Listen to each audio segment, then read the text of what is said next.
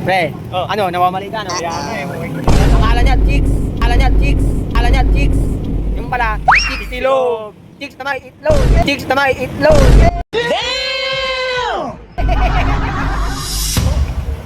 Oh, shout out sa mga customer ko. Ayan, mga customer ko.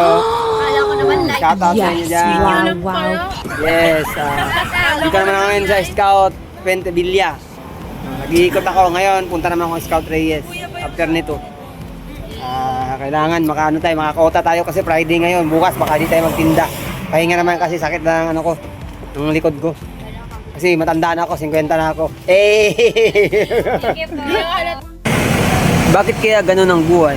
Kapag marami kang pera, pag mayaman ka, mabango ka sa lahat ng tao. Mabango ka sa kanila. Pero pag wala kang kapera-pera, mahirap ka, tae ka sa kanila.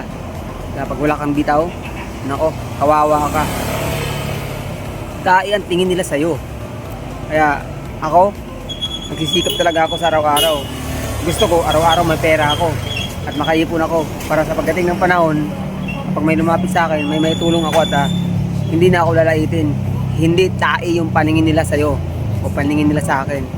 Yun mga kapisbol, tandaan nyo, magsikap kayo para magkapera kayo, para magkaroon kayo, para may bitaw kayo, para hindi kayo magiging tae sa kanila, sa paningin ng mga tao. Pre, Oh. ano, nawamali ka, no? Kaya nga eh, buhay ko lang yan. Akala niya, chicks.